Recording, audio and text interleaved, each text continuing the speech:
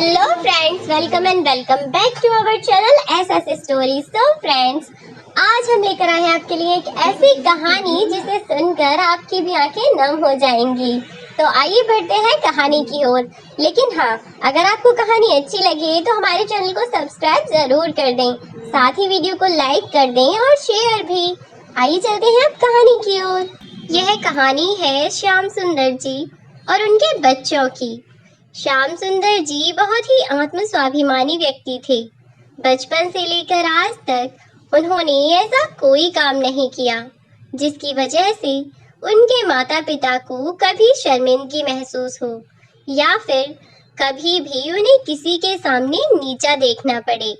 यहाँ तक कि श्याम सुंदर जी ने कभी भी माता पिता को खुद भी उल्टा जवाब तक नहीं दिया और वह हमेशा ही यही सोचते थे कि मैं जीवन में कभी भी ऐसा कोई काम ना करूं जिसके कारण मेरे माता पिता को कभी भी किसी भी तरह की कोई भी परेशानी झेलनी पड़े और मेरे कारण उनकी कोई बदनामी हो। वह हमेशा ही इस बात का बहुत ख्याल रखते थे और बड़े होने के बाद उनके माता पिता ने अपनी इच्छा से एक लड़की देखकर उनकी शादी करवा दी थी।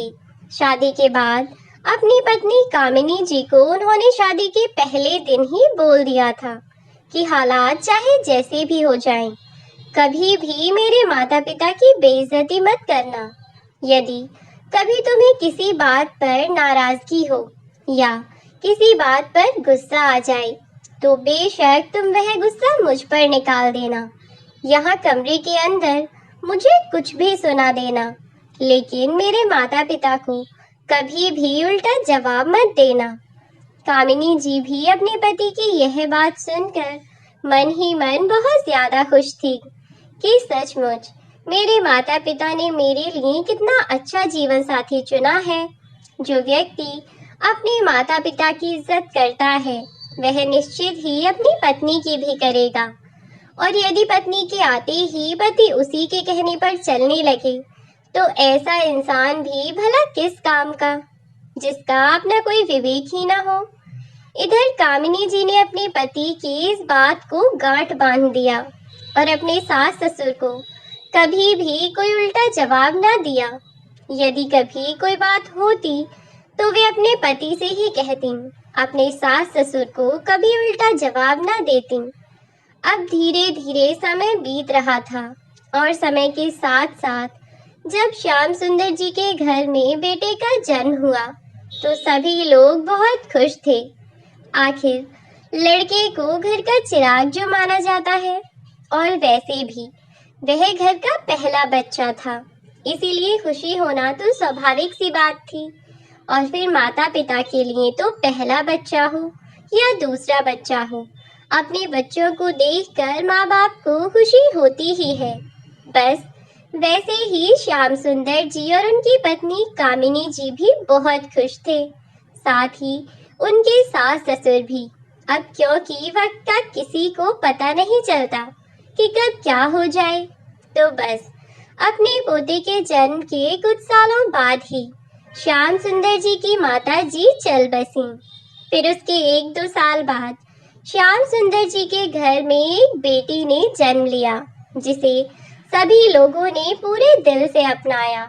परिवार में दोनों बच्चों में कभी कोई भेदभाव नहीं किया जाता था, लड़की या लड़के को लेकर। दोनों ही बच्चों को सब लोग बहुत प्यार करते थे। यहाँ तक कि बिटिया के जन्म पर भी उसके दादाजी ने पूरे मोहल्ले में मिठाइयाँ बंटवाई थीं, यह कहकर कि हमारे यहाँ लक्ष्मी का जन्म हुआ है, हमारे यहाँ लक्ष्मी आई है। तो इस खुशी में उन्होंने मिठाइयाँ बंटवाई थीं। जब पोता लगभग 10 से 15 साल का हो चुका था तो उस समय पर उसके दादाजी की भी मृत्यु हो गई। अब परिवार में केवल वे दोनों बच्चे और उनके माता पिता ही रह गए थे। इधर गांव में रहकर श्याम सुंदर जी अपनी खेती बाड़ी संभाल रहे थे और उधर उनकी पत्नी घर का सारा काम संभालती और एक गृहिणी होने का फर्ज निभाती थीं। अपने पूरे परिवार के खाने पीने का ख्याल रखती। बच्चों की पढ़ाई लिखाई का ध्यान रखती और अन्य सभी जिम्मेदारियां जो एक गृहिणी को निभानी होती हैं, वह खुशी खुशी अपने सभी दायित्व का निर्वाह कर रही थी। और इधर बच्चे अपनी पढ़ाई पर पूरा ध्यान दे रहे थे। पढ़ाई में उनके दोनों ही बच्चे काफी होशियार थे। बेटा तो पढ़ने में होशियार था ही, लेकिन उनकी बेटी उससे भी 2 कदम आगे थी। अब जब दोनों बच्चों की 10वीं 12वीं की परीक्षाएं पूरी हो चुकी थीं, तो श्याम सुंदर जी ने अपने बेटे का एडमिशन शहर में करवा दिया ताकि उसका भविष्य उज्जवल हो सके, उसे जीवन में परेशानियां और कठिनाइयों का सामना न करना पड़े, जैसे कि श्याम सुंदर जी ने किया था। वह अपने बेटे के बारे में सोचकर काफी चिंतित हो जाया करते थे और इसीलिए उन्होंने और उनकी पत्नी ने यह सोचा था कि चाहे उन्हें कितनी भी मेहनत करनी पड़े, पर अपने बच्चों को बहुत अच्छी शिक्षा दिलाएंगे, जिससे उनके बच्चों को दर दर की ठोकरें ना खानी पड़े और भविष्य में बड़े होकर अपना पेट पालने के लिए उन्हें इतनी मुश्किलों का सामना ना करना पड़े। तो बस उन्होंने पैसे जोड़ने और अच्छा घर बनाने के बजाय अपने बच्चों की शिक्षा पर ध्यान दिया। और क्योंकि श्याम सुंदर जी एक छोटे से गांव में निवास करते थे, इसीलिए वहां कोई बहुत अच्छी नौकरी या बहुत अच्छे बिजनेस तो थे नहीं। कमाई का केवल एक ही साधन था और वह था खेती बाड़ी और मजदूरी, जिसके बलबूते पर श्याम सुंदर जी ने अपने बच्चों का लालन पालन किया। सामान्य स्थिति में उन्होंने अपने बच्चों को बड़ा किया और हमेशा ही उन्हें अच्छी सीख भी दी, जिससे वह अपना जीवन आसानी से जी सकें। इधर बेटे की ग्रेजुएशन लगभग पूरी होने को थी और अब तक उनकी बिटिया की 12वीं की पढ़ाई भी पूरी हो चुकी थी। श्याम सुंदर जी ने अपनी बेटी से पूछा कि वह क्या पढ़ाई करना चाहती है और यदि उसे शहर जाकर बड़े कॉलेज में पढ़ाई करनी है तो श्याम सुंदर जी उसका दाखिला भी वहीं करवा देंगे।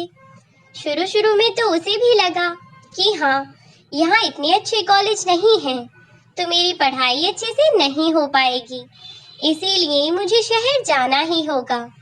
लेकिन जब वह एक बार शहर चली गई तो श्याम सुंदर जी और कामिनी जी, जो कि गांव में दोनों अकेले रह गए थे, जब भी वह उनसे फोन पर बात करती तो उसे एहसास होता कि वह दोनों कितने अकेले हो गए हैं। उनके बच्चों के बिना उनका मन भी नहीं लगता। लेकिन क्या करें, बच्चों का भविष्य बेहतर बनाने के लिए उन्हें अपने बच्चों को खुद से दूर भी रखना पड़ा। अब उनकी बिटिया का दाखिला भी उन्होंने इस कॉलेज में करवा दिया जिसमें उनका बेटा दीपू पढ़ता था। अब दीपू और दीपा दोनों भाई बहन का दाखिला एक ही कॉलेज में हो गया था। दीपू की फाइनल ईयर थी और दीपा की फर्स्ट ईयर थी। लेकिन जब एडमिशन के बाद दीपा कॉलेज पहुंची तो वहां जाकर उसे काफी अच्छा लगा। कॉलेज में उसके नए नए दोस्त बने, नए नए टीचरों से मिली, नई नई जगह और नए नए लोगों से मिलने का एक उत्साह तो था ही, साथ ही अपने भाई के पास आने की खुशी भी थी। जब वह कॉलेज में गई तो एक दिन दीपू ने उसे समझाया कि अब बस तुम अपनी पढ़ाई पर ध्यान लगाओ और हाँ, पढ़ाई के अलावा किसी और काम पर ध्यान लगाने के बारे में सोचना भी मत, ठीक है ना? क्योंकि शहर के लड़कों को तुम नहीं जानती कि लड़के कैसे होते हैं। एक नंबर के मतलबी और अय्याश किस्म के होते हैं। इन्हें बस लड़कियों से इतना ही मतलब होता है कि बस कुछ दिन तक इन्हें घुमाओ फिराओ और फिर उसके बाद उनकी बदनामी करवा करके छोड़ दो। इसीलिए थोड़ा ध्यान से रहना। दीपा अपने भैया की बात को अब समझ चुकी थी और उसने कहा, ठीक है भैया, आप इस चीज से बिल्कुल निश्चिंत रहें। मैं शहर में केवल पढ़ाई करने के लिए ही आई हूँ और मैं इन सब चीजों से बहुत आगे हूँ भैया। मुझे जो करना है इन सब फालतू की बातों पर ध्यान देने का मेरे पास समय ही नहीं है। अब आप भी अपनी पढ़ाई पर ही ध्यान दीजिए, ठीक है? माँ पापा ने हम दोनों को शहर से बाहर पढ़ाई करने भेजा है। उम्मीद है भैया कि आप समझ रहे होंगे कि मैं क्या कह रही हूँ। इतना कहकर दीपा अपने हॉस्टल में चली गई और दोनों भाई बहन एक दूसरे का ध्यान रखते और ऐसे ही देखते देखते कब एक साल बीतने को आया पता ही नहीं चला। इधर दीपा लगभग हर दूसरे हफ्ते अपने घर आया जाया करती थी क्योंकि उसे अपने माँ बाप का अकेलापन बहुत खलता था। लेकिन उसकी मजबूरी थी कि अपने भविष्य को बेहतर बनाने के लिए उसकी आंखों में जो सपने थे उन्हें पूरा करने के लिए उसे शहर तो जाना ही था। इसीलिए वह मजबूरी में ही शहर आई भी थी। लेकिन माँ बाप का ख्याल भी था उसे। उसका भाई भी जब शहर में एक जगह दोनों भाई बहन रह रहे थे तो बहन भाई साथ में घर चले जाते थे। अब तो चाहे हफ्ते 15 दिन बाद ही सही, लेकिन अपने बच्चों के आने की आस में दोनों माता पिता बड़े खुश रहा करते थे। अब एक दिन अचानक कामिनी जी की तबीयत खराब हो गई और जब तक घनश्याम जी उन्हें पास के एक अस्पताल लेकर पहुंचे तब तक बहुत देर हो चुकी थी और इसीलिए अब वे कामिनी जी को नहीं बचा सके। अब तो घनश्याम जी पूरी तरह से अकेले हो गए थे। एक पत्नी ही तो थी उनका सहारा, जिनके सहारे वह अपना जीवन अपने बच्चों के बिना भी गुजार रहे थे। लेकिन अब तो उनके बच्चे भी उनके पास नहीं थे और सबसे बड़ी बात कि उनकी वह जीवन संगिनी जिन्होंने अब तक जीवन के हर उतार चढ़ाव में उनका साथ दिया, हर परिस्थिति में उनके साथ डटकर खड़ी रहीं, आज उनकी वह जीवन संगिनी उन्हें हमेशा हमेशा के लिए अकेला छोड़कर चल बसी थी। जब दोनों बच्चों को यह पता चला तो वह दौड़े चले आए अपने माँ बाप के पास और आकर देखा तो माँ तो उनकी अब केवल उन्हें आखिरी दर्शन देने को ही अब तक वहां थी। अब तक उनकी अर्थी तैयार की जा चुकी थी, केवल उनके बच्चों का इंतजार किया जा रहा था ताकि एक बार बच्चे आखिरी बार ही सही अपनी माँ को देख लें। जैसे ही दोनों बच्चों ने अपनी माँ की ऐसी हालत देखी तो वे दोनों बिलख बिलख कर रोने लगे। दीपू और दीपा दोनों ही फूट फूट कर रोए जा रहे थे। अपनी माँ से लिपट कर वे बहुत बुरी तरह रो रहे थे। आखिर यह आसान बात तो नहीं होती ना, अपनी उस माँ को खो देना जिसने आपको जीवन दिया, जिसने आपको अपने हाथों से पाल पोस कर इतना बड़ा किया, जिसने आपको सही गलत के बीच का फर्क समझाया। जब वह आपका साथ छोड़कर इस दुनिया से चली जाती है ना, तो ऐसा लगे जैसे आपके ऊपर से छत चली गई हो। और बिना छत के घर कैसा होता है यह तो सभी जानते हैं। उस घर का कोई अर्थ ही नहीं होता। बिल्कुल ऐसा ही उन बच्चों को भी महसूस हो रहा था। लेकिन अभी अपने बच्चों को संभालने के लिए श्याम सुंदर जी थे। तीनों बाप बेटी और बेटा एक दूसरे को संभालने की कोशिश कर रहे थे, जबकि हर किसी का दुख एक से बढ़कर एक था।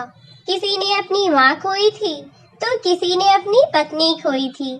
लेकिन कहते हैं ना कि इंसान कितना भी दुख झेल ले, जाने वाले के साथ जाया नहीं जाता। एक बार जो इस शरीर को त्याग कर उस परलोक सिधार जाता है, उस इंसान को दोबारा चाहकर भी वापस नहीं लाया जा सकता और ना ही हम चाहकर भी उससे कभी मिल सकते हैं। बस इस दुख को ऐसे ही तीनों ने समय के साथ साथ ही इस सच को अब अपना लिया था कि अब उनकी माँ और श्याम सुंदर जी की पत्नी इस दुनिया में नहीं है।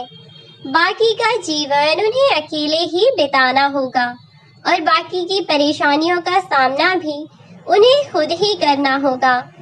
श्याम सुंदर दास जी ने अपने बच्चों को संभाला और उन बच्चों ने अपने पिता को तीनों इस मुश्किल घड़ी में एक दूसरे का सहारा बने, एक दूसरे की ताकत बने। अब सच्चाई को तो ठुकराया नहीं जा सकता था, तो उन लोगों ने अब इस सच को अपना लिया और अब समय अपनी गति से बढ़ने लगा था। अब बच्चों को अपने पिता की तबीयत की बहुत चिंता रहने लगी थी। इसीलिए दीपा ने अपने भैया से कहा कि भैया, मैं घर रहकर ही अपनी आगे की पढ़ाई पूरी कर लूंगी, आप यहीं शहर में रहकर अपनी पढ़ाई कर लीजिए। तो दीपू ने अपनी बहन से मना किया और कहा कि मेरा तो फिर भी एक ही साल बचा है, इसीलिए मैं घर चला जाता हूँ और पापा का ख्याल रखूंगा। जब इस बारे में उन दोनों ने अपने पिता से बात की तो उन्होंने उन दोनों से साफ साफ मना कर दिया और कहा कि तुम दोनों अपनी पढ़ाई पर ध्यान लगाओ, और जहाँ तक बात रही मेरे अकेले रहने की, तो मैं अपने काम में इतना व्यस्त रहता हूँ कि मुझे समय ही नहीं मिलता। और फिर यहाँ बड़े भैया और उनके बच्चे भी तो है ना, और बस कुछ ही समय की तो बात है। एक बार लगभग साल भर बीत जाए तो फिर तो दीपू की पढ़ाई पूरी हो ही जाएगी ना। फिर देखते हैं कि क्या करना है। अब यह बात भी बच्चों ने मान ली और धीरे धीरे समय के साथ दीपू की ग्रेजुएशन भी पूरी हो गई और वह घर आ गया। लेकिन अभी तक दीपा पढ़ाई ही कर रही थी। इधर दीपू घर पर आ गया था तो दीपा पूरी तरह से निश्चिंत हो चुकी थी कि अब उसके पिता को कुछ नहीं झेलना पड़ेगा, क्योंकि उसका भाई उनके साथ है, तो वह अपने पिता का पूरा ध्यान रखेगा। इधर दीपू भी अपने पिता के लिए बहुत चिंतित रहता था, क्योंकि वह दोनों ही बच्चे अपने माता पिता से बहुत प्यार करते थे। दीपू अब गांव तो आ गया, लेकिन अब पढ़े लिखे होने के बावजूद भी यदि वह खेती बाड़ी ही करता तो उसे पढ़ाने का क्या फायदा। अब श्याम सुंदर जी ने सोचा कि इस मुसीबत का कोई हल तो निकाला जाए। तब उन तीनों ने मिलकर यह निश्चय किया कि तीनों बाप बेटे और बेटी शहर में ही किराए पर कोई जगह लेकर वहीं सुकून की जिंदगी जिएंगे, और क्या पता कि थोड़े बहुत समय बाद अपना खुद का घर ही वहीं बना लें। तभी वे लोग शहर आ गए और शहर में ही दीपू ने एक अच्छी नौकरी भी ढूंढ ली, क्योंकि पढ़ने में तो दीपू भी कमजोर नहीं था, बस इधर उधर के बच्चों के साथ उसका ध्यान भटक गया था। उसने अपनी नौकरी शुरू कर दी। इधर जब पिता और भाई शहर में आ गए तो हॉस्टल छोड़कर दीपा भी अपने पिता और भाई के साथ ही रहने लगी थी। अब तीनों को कोई चिंता नहीं थी, क्योंकि दीपू जॉब करता था और साथ ही उसके पिता ने भी अपने लिए काम ढूंढ लिया था। इधर दीपा अपने पापा और भाई के लिए खाना बनाकर अपने कॉलेज चली जाया करती। तीनों जी तोड़ मेहनत कर रहे थे और लगभग से 3 साल बाद उन्होंने कुछ जमा पूंजी इकट्ठा कर ली। दीपू ने अपने पिता से मना किया कि वह काम ना करे, तो इसीलिए उन्होंने अपने बेटे को नहीं बताया।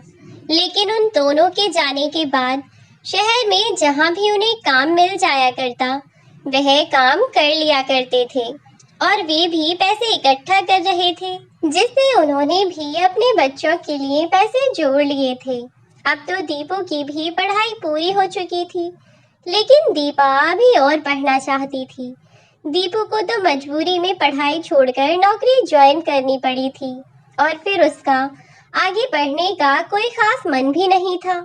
ग्रेजुएशन के बाद ही उसे ठीक जॉब मिल गई थी और दीपा पढ़ाई कर रही थी, और इधर उन लोगों ने शहर में ही एक छोटा सा मकान ले लिया, जो कि अभी 1 मंजिल ही बना हुआ था। ज्यादा बड़ा तो नहीं था, लेकिन हाँ उनके परिवार के लिए बहुत था। जैसे उनका परिवार बहुत छोटा था, वैसे ही वह घर भी थोड़ा छोटा ही था। अब जब घर ले लिया तो श्याम सुंदर जी ने अपने बेटे की शादी के बारे में सोचा, क्योंकि अब उसकी शादी की उम्र थी। हालांकि वह अभी मना करता था, लेकिन श्याम सुंदर जी ने सोचा कि वह अपने रहते ही अपने बच्चों के हाथ भी पीले कर दें और अपनी जिम्मेदारियों से मुक्त हो जाएं। इसीलिए उन्होंने अपने बेटे की शादी कर दी। दीपू ने भी ज्यादा जिद नहीं की और मान गया। तब दीपू की शादी के बाद नई बहू घर आई और घर की जिम्मेदारियों को संभालने में दीपा बिल्कुल भी परेशान नहीं करती थी, ना ही कभी उससे बहस करती थी। लेकिन अब दीपा अपनी अच्छी नौकरी की तैयारी कर रही थी, इसीलिए उसे पढ़ाई के लिए समय चाहिए था। जब भाभी घर में आ गई तो उसके भैया ने दीपा से मना किया कि दीपा, घर का काम तो तुम जाने दो, तुम्हारी भाभी घर का काम देख लिया करेंगी, तुम सिर्फ अपनी पढ़ाई पर ध्यान दो। और दीपा ने बिल्कुल ऐसा ही किया। अब उसने घर के काम छोड़कर पूरी तरह से अपनी पढ़ाई पर ध्यान देना शुरू कर दिया। लेकिन वह अपनी भाभी का भी थोड़ा बहुत हाथ बटा दिया करती थी। शुरू में थोड़े दिन तो श्याम सुंदर जी की बहू सबके साथ बहुत अच्छे से रही, लेकिन थोड़े दिनों बाद अचानक पता नहीं उसे क्या हुआ, वह अपनी ननद दीपा से हर बात पर बहस करने लगी। यदि दीपा काम ना करती तो खुद भी रोज तीसरे दिन कभी सिर दर्द तो कभी कमर दर्द का बहाना करके पड़ी रहती और फिर दीपा को पढ़ाई छोड़कर अपने पापा, भैया और भाभी के लिए खाना बनाना पड़ता।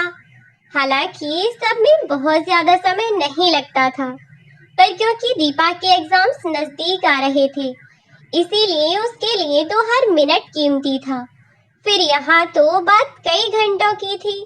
जब दीपू ने यह सब देखा तो उसने अपनी पत्नी को समझाया और कहा कि यदि तबीयत सही नहीं है तो चलो डॉक्टर के पास चलकर दवाइयाँ ले लो। लेकिन पहले तो वह चलने को ही तैयार ना हुई और फिर जब डॉक्टर के पास से जैसे तैसे दवाइयाँ लेकर आ गई तो उसने चुपके से वह दवाइयाँ नाली में डाल दी। लेकिन जब वह ऐसा कर रही थी तो उसे दीपा ने देख लिया। जब दीपा ने अपनी भाभी को दवाइयाँ फेंकते हुए देख लिया तो वह उससे कहने लगी, भाभी, आपने अपनी दवाइयाँ क्यों फेंक दी? अगर आप दवाइयाँ फेंक देंगे तो आप जल्दी ठीक कैसे होंगी? ऐसे तो आपकी तबीयत और खराब हो जाएगी ना। लेकिन उसकी भाभी मेघा उल्टी उससे ही जुबान चलाने लगी। यह सारी बातें श्याम सुंदर जी ने सुन ली थीं। जब मेघा दीपा को उल्टी बातें सुनाने लगी तब श्याम सुंदर जी ने कहा, बेटा, दीपा ने तुमसे कुछ गलत तो नहीं कहा? अगर दवाइयाँ नहीं खाओगी तो जल्दी ठीक कैसे होगी? दीपा, तुम्हारी भाभी ने कुछ कहा है तो तुम उन्हें उल्टा जवाब मत दो, जाओ जाकर अपनी पढ़ाई करो। इतना कहकर उन्होंने दीपा को भेज दिया और इधर वे अपनी बहू को भी समझाने लगे तो वे अपने ससुर से ही मेघा उल्टा बोलती हुई कहने लगी, बस बस ससुर जी, ज्यादा ज्ञान मत बांटिए, मुझे अच्छे से पता है कि मैं क्या कर रही हूँ। इतना सुनकर श्याम सुंदर जी भी आश्चर्यचकित रह गए कि आखिर बहू को हुआ क्या है, वह इतना अजीब बर्ताव क्यों कर रही है, आखिर क्या बात है जो बहू ऐसा कर रही है। वे अपनी बहू से कुछ न बोले। फिर उन्होंने सोचा कि हो सकता है आजकल थोड़ा काम ज्यादा पड़ रहा है, इसकी वजह से चिड़चिड़ी हो गई होगी। इस बारे में और ना ही उसके पिताजी ने और ना ही दीपा ने दीपू से किसी भी बात का कोई जिक्र किया, क्योंकि यह बात उनके लिए कोई इतनी बड़ी बात नहीं थी। छोटी मोटी बातें तो हर घर में होती रहती हैं। लेकिन मेघा ने अपने पति को सारी बातें बताईं, लेकिन बढ़ा चढ़ा कर खुद को तो अपने पति के आगे सीधी बना दिया और अपनी बहन को गलत ठहरा दिया। अब तक इसीलिए उसने अपनी पत्नी से और बहन से कुछ नहीं कहा, क्योंकि वह अपनी बहन को जानता था। उसने अपनी पत्नी को समझाया कि केवल कुछ ही दिन की बात है, एक बार दीपा के एग्जाम्स हो जाएंगे ना तो वह खुद ही तुम्हें सारा काम नहीं करने देगी और फिर तुम भी तो पूरे दिन घर पर बैठे बैठे बोर ही हो जाती होगी ना। अब घर का काम रहता है तो तुम्हें इतना समय ही नहीं मिलता होगा फालतू, जो तुम्हारा मन भी ना लगे। इस काम से तो तुम्हारा मन भी लग जाता होगा ना। बस थोड़े समय एडजस्ट कर लो, एक बार उसके एग्जाम्स फिनिश हो जाएंगे तो वह खुद ही तुम्हारी मदद करवा दिया करेगी। धीरे धीरे उसकी भाभी का यानी मेघा का यही बर्ताव चलता रहा। दीपू ने एक दो बार तो उसकी बात नहीं मानी, लेकिन फिर जब वह हर समय अपने पति को यही सब बातें कहती रहती तो दीपू आखिर उसकी बातों से कब तक बचता। आखिरकार वह उसकी बातों में आने लगा और अपनी बहन को गलत समझने लगा। धीरे धीरे अब उसकी पत्नी ने अपने ससुर को भी लगे हाथों ले लिया। वह कहने लगी कि तुम्हारे पापा भी हैं साथ में और दोनों मिलकर मुझे परेशान करते हैं। लेकिन अब वह अपनी पत्नी की बातों पर विश्वास करने लगा था। उसने अपनी पत्नी से तो कुछ न कहा, लेकिन यह सोच लिया कि एक दिन मैं अपनी आंखों से देखूंगा कि सच्चाई क्या है। वास्तव में अब तक दिन बहुत बदल चुके थे, क्योंकि दीपू भी दीपा को बात बात पर डांट दिया करता था। इसीलिए वह भी सारी बातों को समझते हुए अपनी भाभी का हर काम में हाथ बटाने लगी थी। और इधर जरा कोई बात हो जाए और श्याम सुंदर जी कुछ बोल दें तो उनकी बहू उनसे उल्टी जुबान लड़ाने लग जाया करती थी। जरा से काम के पीछे उसने इतना ड्रामा कर दिया। खैर, अब तक तो जैसे चल रहा था सब ठीक था, लेकिन अब मुश्किल खड़ी होने वाली थी, क्योंकि दीपा जब तक फ्री थी तब तक घर के सारे काम कर लिया करती थी। लेकिन अब आज तो उसकी भाभी ने अपने झूठे खाने के बर्तन भी उठाकर ना रखे और दीपा को कहा कि वह खाना बना दे, जबकि दीपा ने उसे कहा भी कि भाभी कल मेरा एग्जाम है, इसीलिए मैं आज खाना नहीं बना पाऊंगी। बस आज के लिए आप देख लीजिए, फिर मेरा 3 दिन बाद एग्जाम है तो 3 दिनों तक सारा काम मैं ही कर लूंगी। बस आज आप देख लीजिए। इस पर वह दीपा पर चिल्लाती हुई बोली, हाँ हाँ, मुफ्त की नौकरानी ले आए हो ना घर में, जो तुम्हें बनाकर खिलाती रहे। तुम भी तो इस घर में पड़ी पड़ी मुफ्त की रोटियां तोड़ती हो ना। तुमसे इतना काम नहीं होता कि अपने बाप और भाई को बनाकर खाना खिला दो। इतनी सी बात के पीछे वह बात को खींचती चली गई और बात का बतंगड़ बना दिया। जब वह ज्यादा बदतमीजी करने लगी तो दीपा बोली, हटो यहाँ से, मैं खुद ही कर लूंगी। तुमसे तो जरा किसी काम के लिए कह दो तो बस फालतू की बकवास करने लग जाती हो। भगवान जाने कि कब इस घर में शांति आएगी। हर समय चिक चिक करती रहती हैं। पता नहीं क्या हो गया है जो हर समय इतना शोर मचाती हैं। वह तो अच्छा है कि इस घर में कोई काम नहीं है। अगर किसी काम वाले घर में पहुंच जाती ना तो सब पता चल जाता। जब सुबह 4 बजे उठना पड़ता और रात को 12 बजे सोती। बस फिर क्या था, फिर तो बात बढ़ती चली गई और बात बातों में मेघा दीपा से बदतमीजी करने लगी। उसे उल्टी सीधी गालियां सुनाने लगी, जिस लड़की ने आज तक किसी की भी गालियां नहीं सुनी थी, जिससे आज तक कभी उसके घर में किसी ने बदतमीजी नहीं की थी। आज जब उसकी भाभी ने उसके साथ इतनी बदतमीजी की तो दीपा रोने लगी। दीपा का भाई हमेशा ही अपनी पत्नी की तारीफ किया करता था और दीपा को डांट लगा देता था। इसीलिए आज दीपा ने अपना फोन रिकॉर्डिंग पर लगाकर वहीं छोड़ दिया और यह उसने बहुत अच्छा काम किया था। लेकिन अब जब उसकी भाभी उसे उल्टी सीधी गालियां सुनाने लगी तो श्याम सुंदर जी को बीच में बोलना पड़ा। लेकिन आज तो जैसे उनकी बहू अपने होश में ही नहीं थी। जैसे ही श्याम सुंदर जी ने कहा कि बहू तुम होश में तो हो, क्या बके जा रही हो? तुम्हें इतना दिखाई नहीं दे रहा है कि तुम्हारी ननंद है, वह रिश्ते में तुमसे बड़ी है और तुम इससे इतनी बदतमीजी कर रही हो। इसने आज तक तुम्हें तू भी नहीं कहा और तुम इसे गालियां सुना रही हो। आखिर किस गलती की सजा दे रही हो इस बेचारी को? रोज तो घर का सारा काम करती है और फिर अगर एक दिन तुम कर लोगी तो कौन सी आफत आ जाएगी? कल इसका एग्जाम है, क्या एक दिन तुम खाना नहीं बना सकती? इस पर वह अपने ससुर को ही बातें सुनाने लगी और बोली, अच्छा बेटी पर इतना ही तरस आ रहा है तो खुद खाना क्यों नहीं बना लेता बुढ़े? वह चौंकते हुए बोले, यह क्या बदतमीजी है बहू, तुम मुझसे ऐसे कैसे बात कर रही हो? तब वह बोली, क्यों, मैंने अभी तो तुझे गालियां दी भी नहीं है बुढ़े ही तो कहा है, और क्या तू जवान है? बुढ़े को बुढ़ा ना कहूँ तो क्या कहूँ? ज्यादा ही बेटी पर तरस आ रहा है तो तू कर ले घर का काम। अब तक दीपा तो रोती रोती वहां से जा चुकी थी, क्योंकि उसे इतना अपमानित आज तक कभी महसूस नहीं हुआ जितना आज उसे अपमान सहना पड़ रहा था। इसीलिए वह रोती रोती अपने कमरे में चली गई।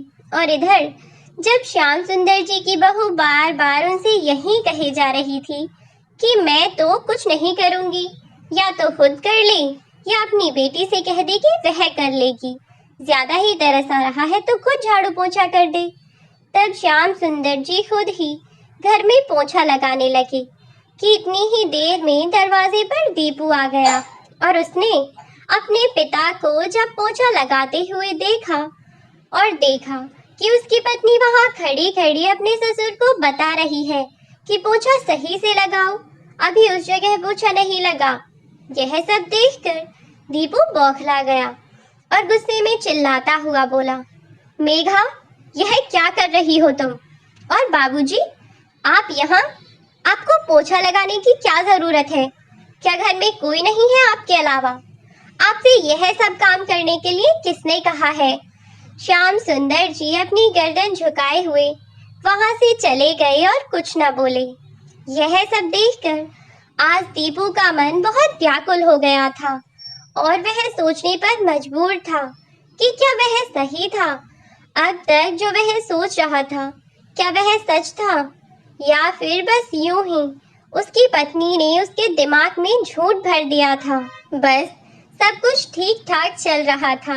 अब जब दीपू सब कुछ देख ही चुका था तो भला वह अपनी पत्नी की बातों में कैसे आ जाता कि तभी उसने दीपा को आवाज लगाई, लेकिन शायद दीपा ने उसकी आवाज नहीं सुनी।